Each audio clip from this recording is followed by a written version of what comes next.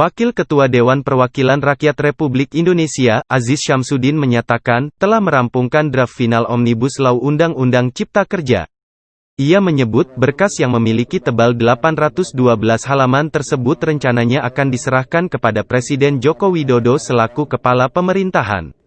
Nantinya, Jokowi akan menandatangani draft final Omnibus Law Undang-Undang Cipta Kerja sebelum diundangkan oleh Menteri Hukum dan HAM, Yasona Laoli. Bersama-sama dari pimpinan fraksi, ada Pak Utut dari fraksi PDI Perjuangan, kemudian ada Kapoksi dari fraksi PDI Perjuangan di Badan Legislasi, Pak Andreas, kemudian ada Ketua Badan Legislasi dari fraksi Partai Gerindra, Pak Supratman Abbas, kemudian Ketua fraksi Partai Golkar, Pak Kahar, kemudian Ibu Nong En dari fraksi Partai Kebangkitan Bangsa, kemudian Ibu Nurul Arifin dari fraksi Partai Golkar, pimpinan dari Poksi Badan Legislasi, kemudian ada Pak Lamhot Sinaga dari fraksi Partai Golkar dari Badan Legislasi,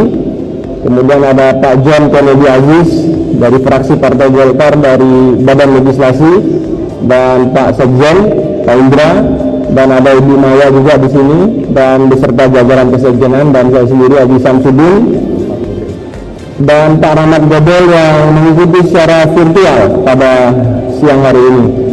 Pertama-tama, saya tadi sudah diskusi di internal pimpinan Dewan Perwakilan Rakyat Republik Indonesia.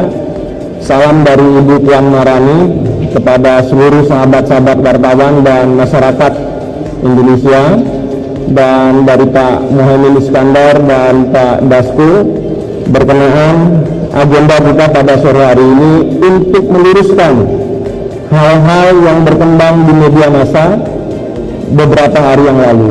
Kami sengaja pada hari ini berembuk dengan pimpinan Dewan Perwakilan Rakyat Republik Indonesia dan pimpinan Badan Legislasi dan pimpinan-pimpinan fraksi untuk menyampaikan guna meluruskan berita-berita yang simpang siur di masyarakat terhadap proses yang berkembang, dalam hal ini Undang-Undang Cipta Kerja.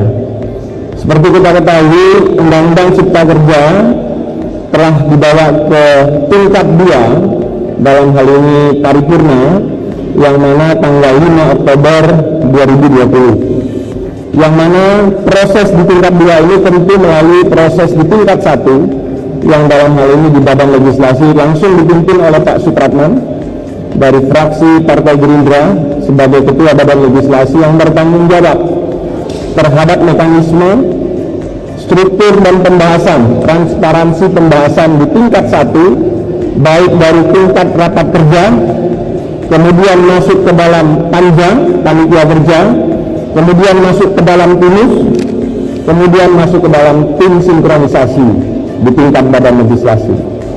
Bahwa proses dilakukan ini, rapat kerja dari 9 fraksi memasukkan yang namanya daftar inventarisasi masalah. 9 fraksi menyatakan dan berpendapat di dalam rapat-rapat kerja maupun di dalam rapat-rapat panitia kerja, rapat pinus, dan rapat tim sinkronisasi. Sehingga 9 fraksi dalam pembahasan dari rapat kerja sampai dengan di rapat tingkat 1 sepakat, seperti yang sudah beredar dalam pemberitaan.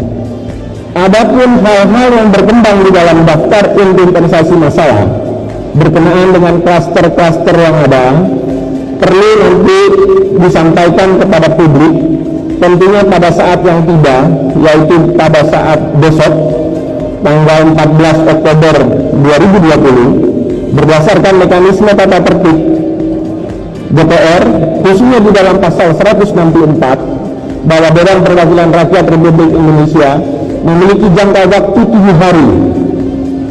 Pada saat setelah tingkat 2, DPR memiliki waktu 7 hari kerja merujuk kepada pasal 1/18 tata tertib DPR, yang dimaksud dengan hari kerja adalah hari kerja, yaitu Senin sampai dengan hari Jumat.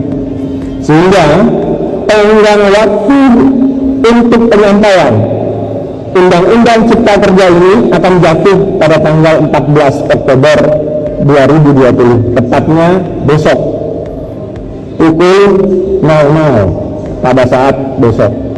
Sehingga nanti pada saat resmi besok Undang-Undang Cipta Kerja ini dikirim ke Presiden, dalam hal ini sebagai kepala pemerintahan, maka secara resmi undang-undang ini menjadi milik publik secara mekanisme. Hal ini perlu kami sampaikan, hal-hal yang berkaitan dengan substansi tadi dalam pembahasan di tingkat rapat kerja, 9 fraksi menyepakati, mengikuti dan menyerahkan daftar inventarisasi masalah. 9 fraksi sepakat untuk melakukan pembahasan. Kemudian dalam proses rapat kerja menuju rapat panitia kerja, pimpinan Badan Legislasi dan pimpinan Panja mengadakan yang namanya rapat dengar pendapat umum. Rapat dengar pendapat umum dilakukan hampir sebanyak 88 kali, baik secara fisik maupun secara virtual. Pertemuan-pertemuan dengan tokoh masyarakat, pertemuan dengan tokoh buruh, pertemuan dengan tokoh pendidikan, tokoh masyarakat, tokoh kaum pengusaha, kaum buruh, kaum masyarakat dilakukan sampai dengan 89 kali pertemuan dilakukan. Proses itu dilakukan baik secara fisik, baik juga secara virtual. Adapun data, rekaman, pembicaraan akan kami lampirkan kepada pemerintah dalam catatan Menderes Meta. Bahwa dalam hal ini pimpinan Balek Pak Supratman mengetahui secara persis mekanisme dan tata cara prosedur dalam menegakkan aturan, dalam menentukan dan memutuskan pasal demi pasal, ayat demi ayat, baik di dalam mekanisme rapat kerja, mekanisme di dalam rapat panja, mekanisme di dalam rapat timus, dan mekanisme di dalam rapat tim sinkronisasi.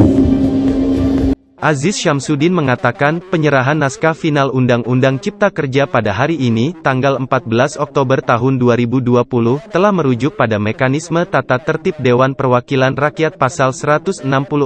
Perlukan waktu untuk melakukan editing, proses penyelidikan dalam rangka menyiapkan lampiran-lampiran yang berkaitan dengan Undang-Undang Cipta Kerja ini untuk menjadi bagian yang tidak terpisahkan di dalam proses pengiriman berkas Undang-Undang Cipta Kerja ini kepada pemerintah, yang jatuh waktu tentunya adalah tanggal 14 Oktober 2020. Yang kedua, berkenaan dengan jumlah halaman, perlu kami sampaikan kepada halayak masyarakat melalui sahabat-sahabat wartawan pada sore hari ini bahwa mengenai jumlah halaman itu adalah mekanisme pengetikan dan editing tentang kualitas dan besarnya kertas daripada yang diketik.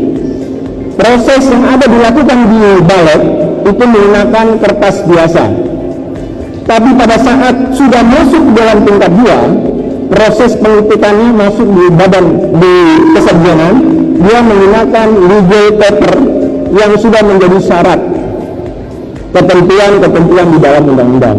Sehingga besar tipisnya yang berkembang ada yang 1000 sekian, ada yang tiba-tiba 900 sekian, tapi setelah dilakukan pengetikan secara final berdasarkan legal drafter yang ditentukan dalam kesekjenan dan mekanisme, total jumlah pasal dan kertas halaman hanya sebesar 812 halaman. Berikut undang-undang dan penjelasan Undang-Undang Cipta Kerja. Kalau sebatas kepada Undang-Undang Cipta Kerja hanya sebatas 488 halaman. Ditambah penjelasan menjadi 812 halaman.